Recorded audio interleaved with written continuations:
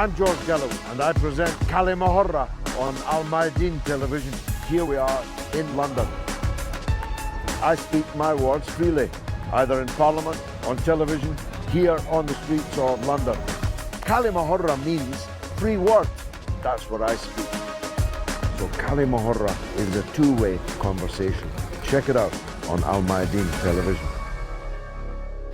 Welcome to Kalima Horra with me, George Galloway, on Al Mayadeen television. Coming to you from London, but discussing Africa, particularly East Africa and particularly what we call the Horn of Africa. My now 40-year-old daughter, mother of 5, her first actual words that she spoke were Ethiopian government, because she heard her father almost every day and often during the day talking about the then Ethiopian government 40 years ago. I spent a lot of time working in the famine-stricken regions of the Horn of Africa, but the famine was man-made. It was not just a drought. It was war and terror everywhere. It was a complete calamity, and I have never been able to forget the searing experiences of that time. If I tell you that the only time I've been bombed from the air, lying flat out on the earth, trying to push my nose literally into the dirt, that happened to me in Eritrea.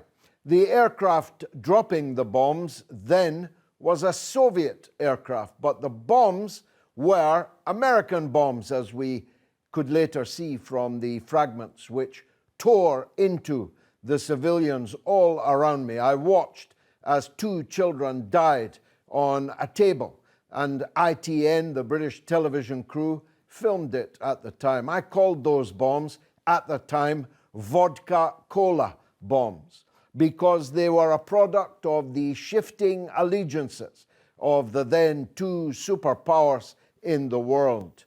The United States was desperately trying to dislodge the then government of Ethiopia, led by Colonel Mengistu, an ally of Cuba and the Soviet Union in particular.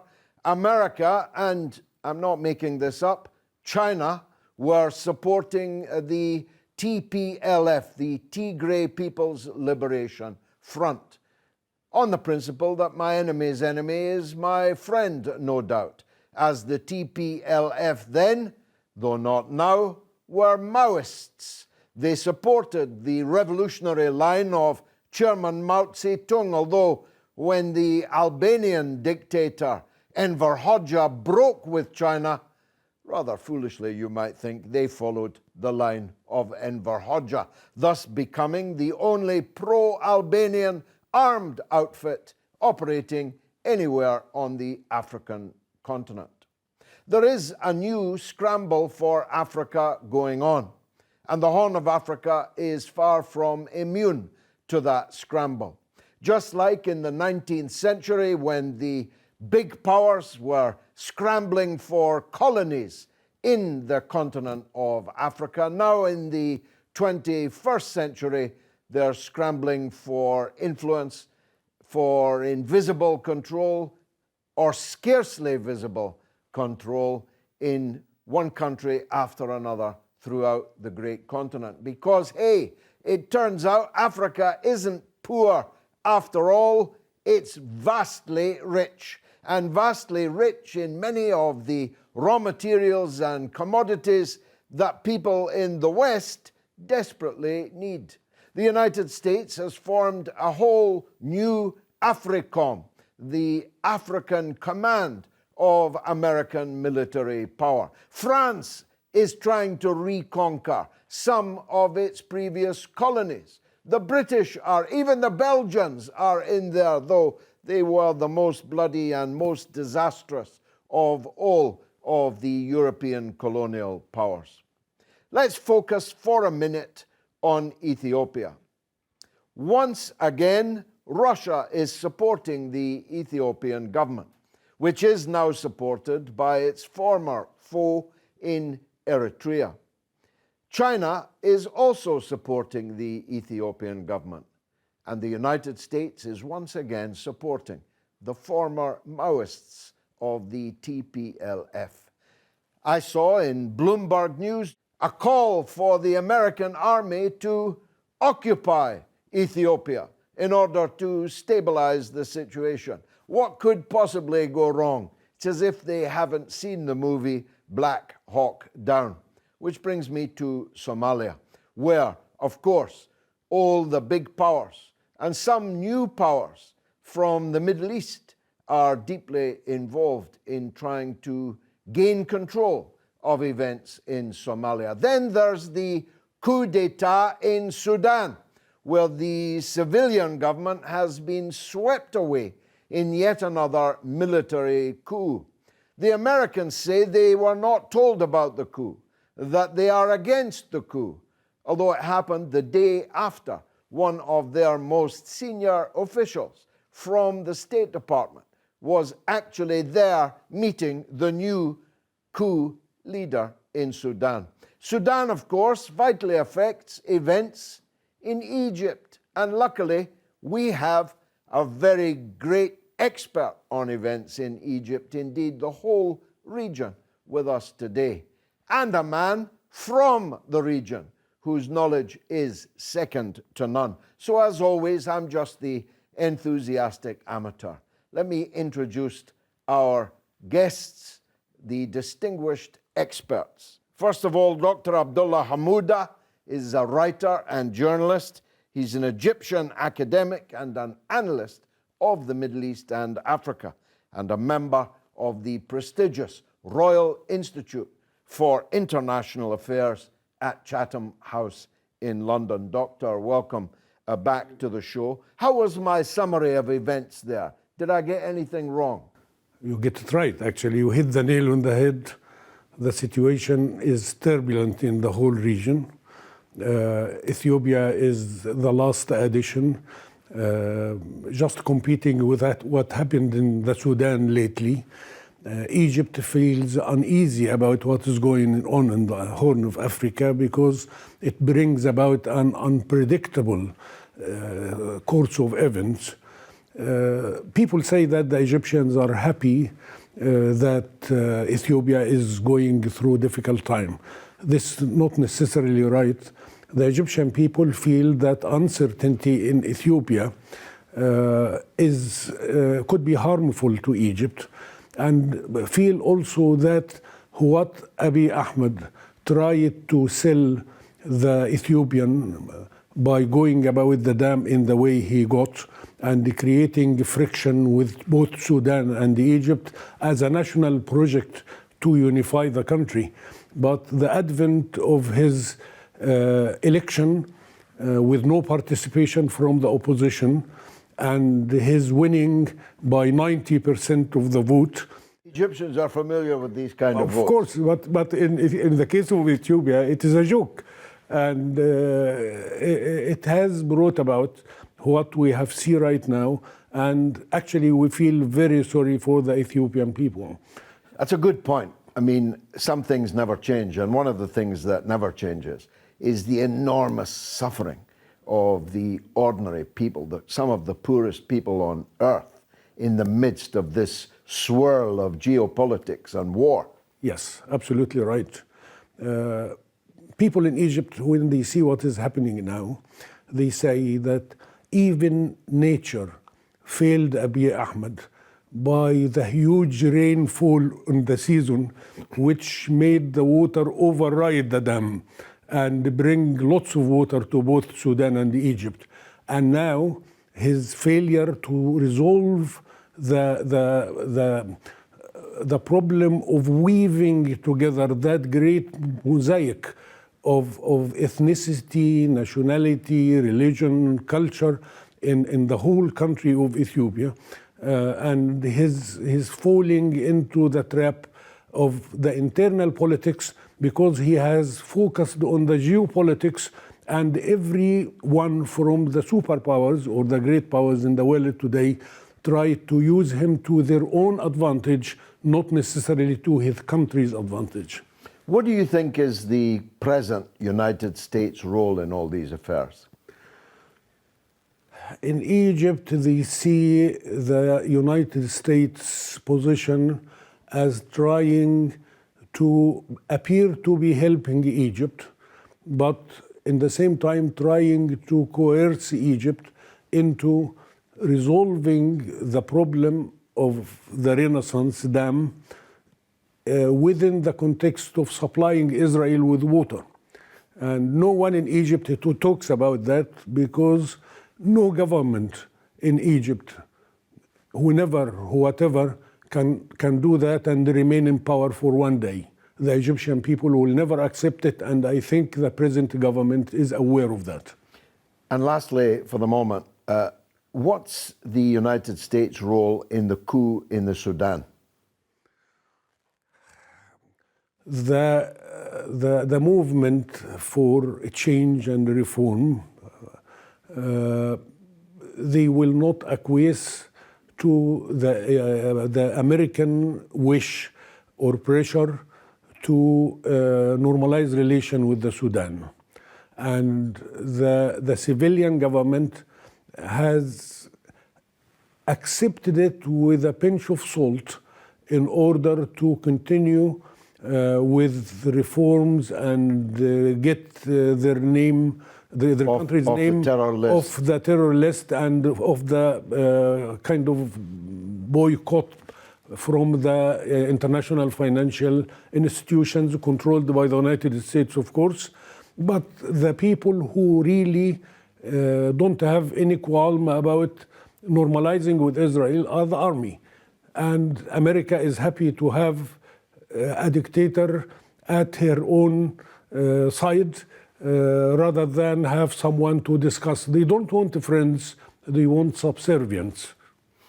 What do you think, Sahel Yousif Ali? You're a journalist and broadcaster. You're also a political activist on Somalian affairs. You're the chairman of Gashan, a non-profit organization offering advocacy, information, and advice to disadvantaged people. There can be few more disadvantaged peoples in the world today than those in the Horn of Africa.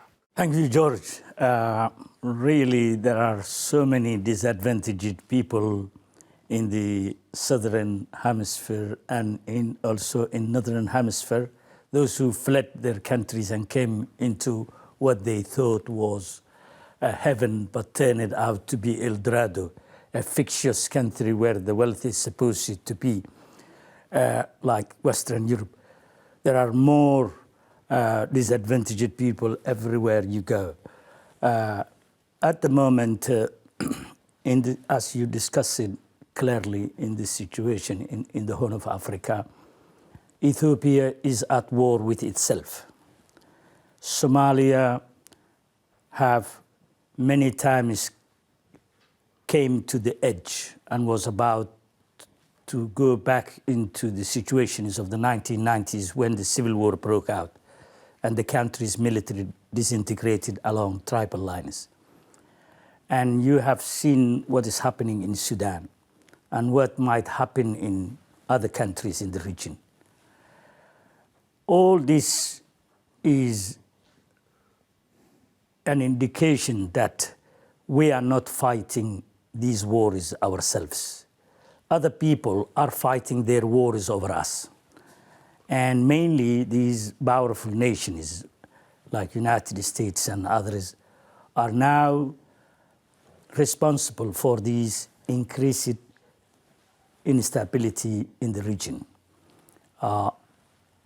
Example, Ethiopia, if you look at the shifting allegiances of these nations and the way things are happening is a testimony that we are, as Africans, nothing other than a tool of somebody that can be used at any time for any purpose. And it's a sad situation to be in. We have nominally taken our independence from colonial powers, but we are not free countries. We are not free countries. I give you an example. At the moment, the Western-backed government in Somalia is directed, advised, instructed by the Western donors. They have some Gulf countries also. And thank you very much. My opinion about these Gulf states is they are someone else's tools. In Ethiopia, you have seen Tigrayans who born in the mid-1970s, who felt marginalized and who started forming an army of themselves in order to bring about change. And then they let that built up with other alliances, and they led to topple the Marxist regime in the 1991. They have been in power for 30 years. Many see their 30-year period as a period of opportunities and progress. But in reality, they were repressive regimes that internally created one of the worst humanitarian crises, invading in Somalia, committing war crimes, never allowing to mend fences with Eritrea. One of the many reasons is that they did not cooperate or, work with Abiy, the prime minister, who himself has been intelligence officer, who were part of TPLF-dominated government for all these years. One of the reasons is that he reconciled Ethiopia's difference with his neighboring Eritrea. One of the things they didn't want. And as soon as he came into the power, he was seen as a reformist, but he was disillusioned with the Tigrayan domination of the country's affairs. So he started to work on, draining power and influence of Tigrayans from the country, from the state. And in a series of actions he took have infuriated the Tigrayans. They went to their stronghold, and what happened was they defied his orders to postpone the elections and started to attack military camps, and he ordered federal army offenses using Amhara militia that he deployed into some parts of the Tigray region, and Eritrean alliance army that also went into the northern part of Tigray. And also some unknown number of Somali conscripts that were sent by the Somali government, trained in Eritrea, and later used it for the war in Tigray. At the beginning, all these alliances fighting alongside the Abiy's army have brought the fall of Mekelle, the regional capital of Tigray. But people thought it was a victory. But in reality, it was tactical withdrawal of these battle-hardened Tigrayans. They went into mountainous region, came back, and Ethiopia's army, which is estimated to be 20 units, 7 of them were neutralized. A major defeat led to the capture of the strategic town of Mekelle and other key towns. What you have seen here, it is a nation of 112 million people with 80 different ethnic groups that has nothing in common in terms of language, religion, culture. I give you an example. I'm a Somali ethnic background, and there is a region called Ogaden. 100% of the people, inhabitants of this region, are Somalians, whose region have been wrongly annexed to Ethiopia by the colonialist powers who rule it. They dream to one day become a free nation. The danger at the moment... They were fighting in the 1980s also. The collapse of Somalia, the very reason that we have collapsed as a state was the strong military regime of Siad Barre, who tried to retake the lost territory from the Ethiopians. The thing is that the danger that is coming at the moment, Tigrayans would not have alone been able to make the progress they made in the front line. Now the war is shifting in their favor. But I think the problem that is coming is that they have allied with Oromo Liberation Army, I think. Oromo Liberation Army, after they started to engage in the front line, things have changed. There was advances day after day towards the capital. And they belong, the Tigrayans are only 7% of the Ethiopian population. The largest ethnic groups are the Amharas and the Oromos. By going into alliance with the Oromos, it is impossible for Abiy to stay in power. So at the moment, what is happening, these people cannot bring peace to their countries. Things are not in their own hands. Things are in the hands of these, players, other players, foreigners who are there.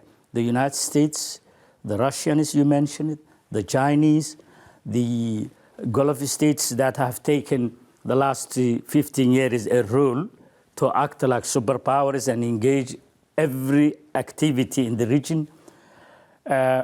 So what is happening here?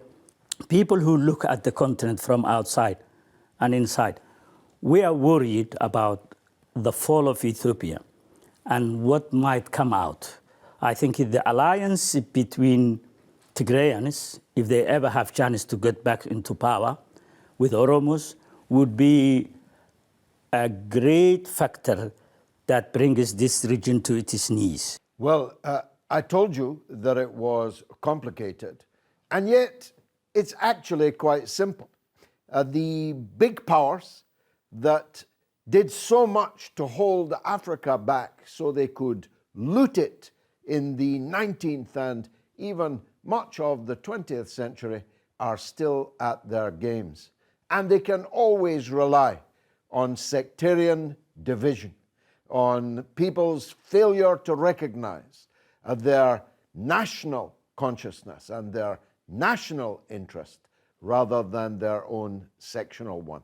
In the second half of the show, we'll be talking to two distinguished experts from the United States, as well, of course, as my distinguished guests here in London.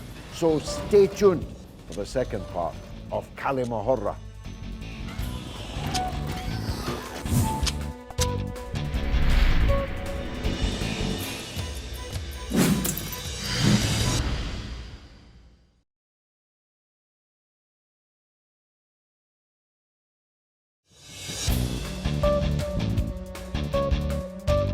You're watching Kalima Horra with me, George Galloway, on Al Mayadeen Television, coming from London, but discussing Africa, in particular, the Horn of Africa.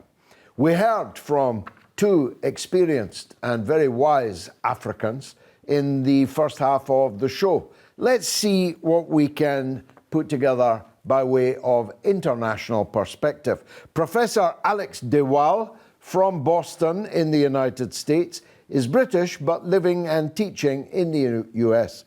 He's the executive director of the World Peace Foundation at the Fletcher School of Law and Diplomacy at Tufts University and was working on the Horn of Africa for almost 40 years. Let's hear from the professor. You're very welcome. Professor, why is there now such instability in the East African region? What has caused this situation? I think the major change we've seen over the last 5 to 10 years is that what was an emergent system, a Pax Africana, built around the norms, principles, and institutions of the African Union, and a Pax Ethiopica, built around the strategy for development, diplomacy, and a hegemonic role in the region played by Ethiopia, has unraveled. And what we have seen in its place is the tide of transactional politics, of the politics conducted on the basis of bartering political rewards, political allegiances for material benefits. And in the geopolitical context, what we have seen is that the Middle East Security Alliance of the United States, favored states in the Middle East, Egypt, Israel, Saudi Arabia, and the United Arab Emirates, those states and their mode of politics, which is highly militarized, highly transactional, has taken over and absorbed the Horn of Africa into their hinterland and turned it into, as we've seen in other parts of the greater Middle East, a zone of chaos, violence, and ethnic conflict. In your opinion, who's behind these changes? I mean, domestically and externally. I think it's a mixture of the grand sweep of politics, the dismantling of institutionalized governance in favor of a highly deregulated, ultra-liberal form of politics and governance, in which political power becomes a commodity to be bought and sold in the market. And then that has been driven in part by what is shared in common between the United States, Russia, and China, which is this increasingly transactional approach that regards other parts of the world as pawns, as players in which their political games can be played. And on the side of the United States, the extent in which the US has handed off responsibility for its political and security strategies to its favored players in the Middle East. And then within the region of the Horn of Africa itself, we see a breed of leaders who are highly opportunistic, able to exploit the niches in this regional political market that emerge. So we see Abiy Ahmed, who is a rather unskilled player at this, who has been leading Ethiopia into disaster. Isaias Afwerki, who is a highly ruthless player. Mohamed Farmajo in Somalia, who is in between. And then in Sudan, General Abdel Fattah al-Burhan, who took over the kleptocratic system of his predecessor, Omar al-Bashir, and has been clamoring for the opportunity to step into his shoes, an opportunity he has now been taken with his coup d'etat last month. Well, you mentioned the president, but he won the Nobel Peace Prize for bringing about the end of a ruinous, decades-long conflict between Ethiopia and Eritrea. Why do you think he's now taken a walk down the wrong side? The award of the Nobel Prize was both misguided in that he didn't deserve it at the time, and doubly misguided in that his personal characteristic meant that he turned what should have been a great asset into a liability. It wasn't deserved at the time because it was given to him for an agreement he made with Isaias Afwerki, the dictator of Eritrea. Now, the peace agreement that came about was one that had two features. Number one, it had been actually worked out by the Organization of African Unity in 2000. And so the African Continental Organization, which became the AU, the African Union, was the custodian of that. He didn't take that peace agreement to the AU for what would be the normal procedures of blessing of the AU to say, let us be transparent, let us make sure this is a step towards true peace and stability, democratization, etc. Instead, it was a secret deal between him and Isaias Afwerki, the dictator, which was taken first to Abu Dhabi and then to Jeddah for blessing by the regional powers of the Middle East that are not fundamentally interested in the norms and principles and institutions of peace.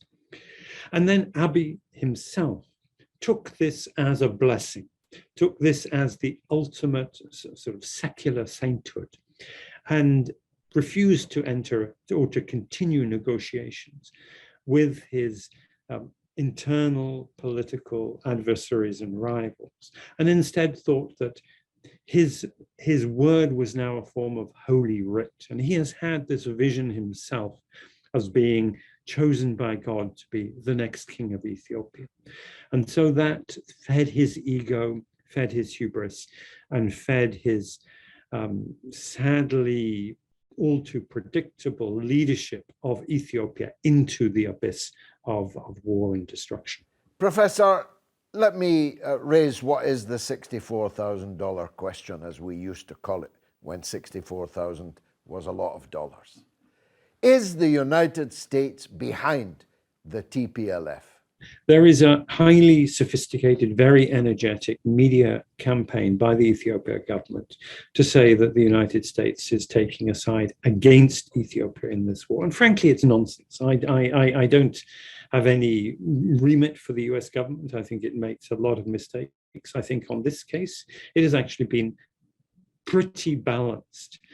And frankly, the idea that it is supporting TPLF is nonsense. In fact, to the contrary, the US government was extremely enthusiastic about Abiy Ahmed and his reforms, and went out of its way to reject the developmental state of his predecessor, but one, Meles Zenawi, who was somebody who tried to steer a middle course between the US and China. And in fact, it was that independence of Ethiopia under the previous, more socialist inclined leadership.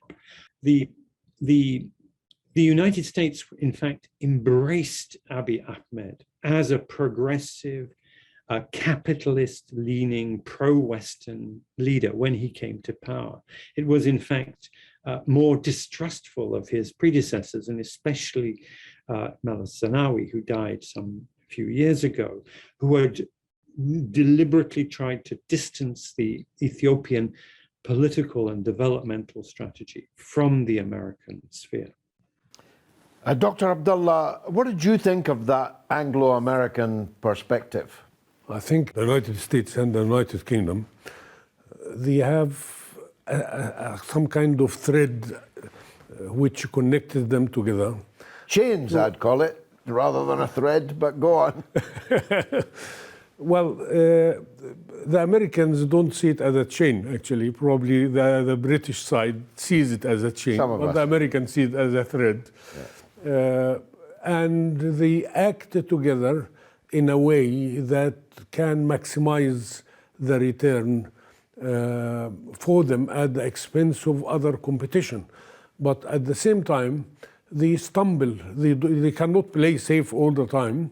They stumble and make mistakes and not assess the situation in the correct way. What's going on in Ethiopia now, I think, will prove them somehow rash in their assessment, because Russia and China are working with the other side. The Tigray are not that strong unless the Oromo come in full with them. Other ethnic groups are not sympathetic. They are not active against the federal government, but they are not sympathetic towards the federal government. The situation is really obscure. No one can predict it completely. And of course, even the fall of Addis Ababa would not be the beginning of the end, but merely the end of the beginning. Absolutely right. Decades more of civil conflict. Absolutely right. But within the whole of Africa in general, it looks like major countries in the continent of Africa have been castrated in a way that they cannot play a leading, effective role unless they work within the strategy of the United States. Yes, which has been subcontracted, the professor concedes, yes, to Israel, Saudi Arabia, and the United Arab Emirates. Absolutely. None of them actually African powers. Sahel, he mentioned the C word, China. Is part of this about the United States terror of China catching it and about to overtake it? In face of the Ethiopian reforms to build the country's infrastructure and lay down foundations for a state that is productive, a state that is a breadbasket for the rest of the continent. In face of that, the Chinese were the chosen partners for Ethiopia. And I think the Ethiopian problem simply can be looked at. The American is unhappy about any power in Ethiopia that steers its direction to China and tries to do real business with. I think the Chinese said many times they are investing in these countries, building infrastructure, roads, hospitals, schools, railways, everything. But there is no military foot that belongs to China that is visibly there, like the Russians used to do. We were a Russian ally, and we had a strained relationship with the West. And we wanted to take a missing territory of our country, Ogaden, from the Ethiopians. We never worried about the way now we worried, because there is no balance of power. No, although if the fate of Ethiopia is as you fear that it's going to be, in other words, the government falling, Addis Ababa overrun by two united, essentially ethnic armies, leaving at least half the country unrepresented, China and Russia will have to step up to the plate, won't they? Definitely, they have to step up. Otherwise, whatever you do for these would be a wasted investment, because these people, the Americans, have a history of carrying out what is regime changes. They can remove you. They'll either steal what you've invested or destroy it. Let's hear more from the U.S. Thomas Mountain from Virginia is a journalist, commentator, and East African analyst. You might think that's strange from Virginia, but in fact, he lived in Eritrea for the last 15 years. He just recently moved back to the US, and his wife is a veteran of the independence war in Eritrea. Thomas. Thank you. Thomas, there's really now drastic instability in the whole region of East Africa. We've got a coup in the Sudan, we've got civil war in Somalia, we have got civil war in Ethiopia. Who's behind all this? Well, right now, the critical thing that's happening is the counter coup against the terrorist organization called the Tigray People's Liberation Front, or TPLF for short, in Ethiopia. Because historically, Ethiopia has been the US policeman on the beat in the Horn of Africa, which is a strategically critical area for the United States. And in November 4th in 2020, the TPLF launched a coup attempt to gain power in Ethiopia. And in the course of this coup, they tried to seize a military base, the largest military base in Ethiopia, which is in Tigray, their home province, and which is the major stockpile of weapons in Ethiopia. To understand how all this came to be and to the background of all this, and we need to go back to April of 2018. And at that time, the United States, what we call a national security establishment, was in a kind of a period of chaos because they were going between the Secretary of State, Rex Tillerson, had been fired by Trump, and they'd been replaced by Mike Pompeo, a congressman from Kansas, who had been head of the CIA. And so the CIA, the State Department, was in kind of a period of chaos there. Now, Tillerson was an oil executive and Pompeo was a politician from Kansas, and neither of them knew anything about Africa. So in the meantime, they basically turned over control of what was going on in Africa to a long-time, very experienced diplomat named Donald Yamamoto, who had 30 years background, most of it as the US ambassador to Ethiopia. And Donald Yamamoto recognized the fact that in 2018, Ethiopia was about to implode and splinter into ethnic states due to the divide and conquer strategy that TPLF had been employing to try to stay in power. So Donald Yamamoto engineered a meeting with Eritrean President Isaias Afwerki, flew to Asmara in April of 2018 and finalized a deal where Ethiopia and Eritrea had come to peace. And this allowed Dr. Abiy Ahmed to come to power in Ethiopia. And part of the deal was that the TPLF would withdraw from Addis and go back to their home province of Tigray. So this deal was basically a regime change, a peaceful revolution, as I call it at the time. Today, you've got the TPLF launched a military offensive against the Ethiopian army, which has been struggling to rebuild itself. Now, the Eritreans pulled out of Tigray immediately after the capture of Mekelle and allowed the Ethiopian army to have to, rebuild itself from the ground up, which is what's been going on. And it's been difficult and it's been slow, but the Ethiopians have rallied and they've been now, in spite of all the propaganda on the Western media, and I advise people, don't believe anything you see or hear in the Western media. It's all lies. The Ethiopian military has got the Tigrayans, the TPLF on their back foot. Many of the places, the cities that the TPLF claimed they'd captured, which were never really captured, were contested. They have now been defeated at and driven from. And just the fact that they're being quiet about what's going on is pretty much an indication that they're on the back foot. So I'm expecting that maybe by the end of this year, the TPLF will be defeated. Well, I don't know about you, Thomas, but I can quite clearly see the Western American footprint in these conflicts. If I'm right, what does the U.S. seek to gain from them?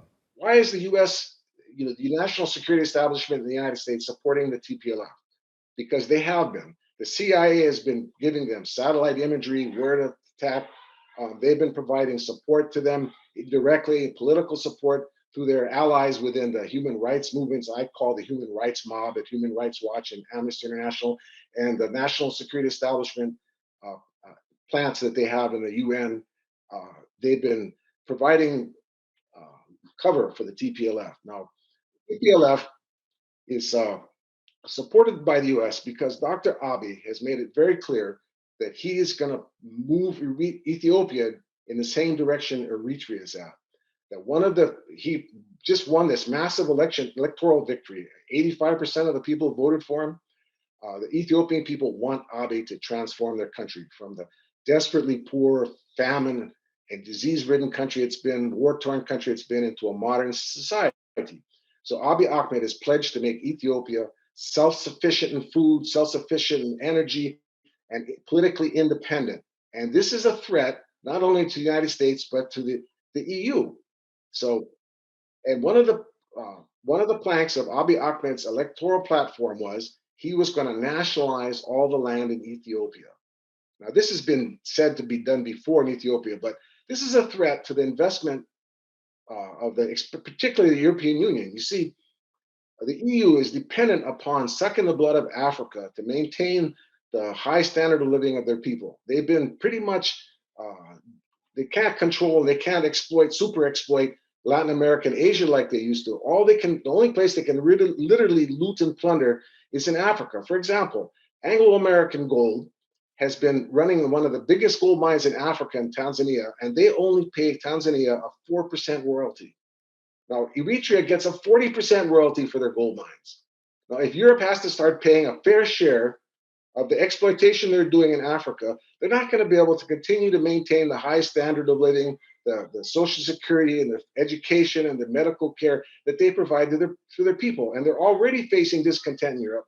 And if they can't continue to buy their people off, they're in serious problem. And if they lose control of Africa, it's going to provoke an enormous crisis in the EU, and their leaders know this. That's why they've been so ruthless in opposing Abiy Ahmed, because Abiy Ahmed has made it clear, whether we understand it or not, the national security establishments in the United States and the EU know that Abiy Ahmed is taking Ethiopia down the path that Eritrea has taken, to be an independent, sovereign nation, self-sufficient, to break the bonds of aid and beggary that they've been foisted upon them by the TPLF for these past 28 years. So they're determined to see the end of Abiy Ahmed. Well, look, here's what I suspect. Is this new situation in Ethiopia connected to China? Is it connected to China's investments, its Belt and Road Initiative, its total relationship with the Ethiopian government? Is that why the United States has begun to move against a man that they formerly seemed to admire?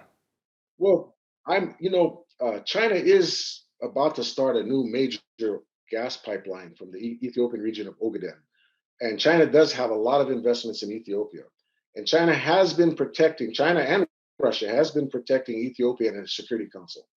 But as far as the rivalry with China, I would say that would be more something you would have seen maybe in Sudan, South Sudan, because China has the only Chinese owned and operated oil fields in Africa is in South Sudan. And so I don't see China-US rivalry being that critical. I see more the US being threatened by loss of military control of the Bab al-Mandeb, the Gate of Tears, the straits between the Red Sea and the Indian Ocean, through which the trade between Asia and Europe passes, which are the two largest trading partners in the world. The US is no longer economically dominant, but their military control is critical. And I've long predicted that the day the US loses control of the Bab al-Mandeb, it marks the beginning of the end of the US empire. Now, in Egypt, the US pays the salaries of the Egyptian military to the tune of $1.5 billion. Basically, the CIA pays the Egyptian military, and that allows them to control the Suez Canal. But the other choke point in this trade route on the Red Sea is Bab al-Mandeb, and that is a major problem. Ethiopia has been the US policeman on the beat. They've been able to control Bab al-Mandeb through the invasion of Somalia, and but that's all up for grabs now. Ethiopia used to be a home for a large US military intelligence gathering operation. They've all been kicked out by Abiy Ahmed. And the US is worried about all this. Dr. Abdallah, that was quite an apocalyptic view from the United States. Doesn't mean it's right, doesn't mean it's wrong. How would you calibrate the strategic importance to the United States of the Horn of Africa? I think the United States is trying at a point of its power waning geopolitically to try and say, I'm here and I could do things. But unfortunately, they cannot do things the right way. They can do something, but we cannot do it the right way. The problem is that the Chinese trying to trick the Americans in a way that undermines the American policy. The Chinese, as Sahel, as he was talking, they try to invest in Africa, but they avoid the projection of power outside Southeast Asia, as if to assure people that they are not trying to get a hold on their economy and their destiny. But in reality, the Chinese are, in the way they build the projects in Africa, they adopt, or anywhere, they adopt the policy of BOOT, build, own, operate, and then transfer, which means that they keep the deed of the project in their hand until they get their money back, as if they are pawnbroking the country itself. But this is still, it is a softer power than the American hegemony economically, imposing certain course of development or financing a project in order to get the benefit of it themselves. Unfortunately, the Americans are here to lose, even if it doesn't appear in the long run. The Americans, the Chinese play the long hand and wait for the American to stumble. That usually works, of course. They're now sitting in Bagram Air Base in Afghanistan. Absolutely. The United States ran away and left it. Leaving Qatar to look after their own affairs and Turkey to provide the soldiers in the airport, unfortunately. Yeah. So, yeah, it looks gloomy all the way around, actually. And I felt somehow concerned about what the last speaker mention about a $1.5 billion military aid to Egypt. That raises in my mind a very dangerous and important question. How much the Americans could say within the Egyptian decision-making in return for that money they pay. And I see that the Egyptians are in the geopolitical framework, they are trying to play a way of being with you but not fully with you. They participated in the American-led NATO exercise in the Black Sea, in the vicinity of Russia, which people say that it is antagonized Russia to vote against the Egyptian wish at the United Nations Security Council. But at the same time, the Egyptians did not participate in the Red Sea exercises led by the American again in the Red Sea, which is much more important to Egypt. I find this somehow perplexing and mixing the cards all the way around. Perplexing is the word. As he's come up already in the show, Chairman Mao, definitely prematurely, back in the 1960s, said that the United States was a paper tiger. It wasn't in the 1960s. It still isn't in 2021. But it's an old tiger. Many of its teeth have fallen out, and bigger tigers are now at large in the jungle. I've been George Galloway. This has been Kalima Horra. I hope you enjoyed the show.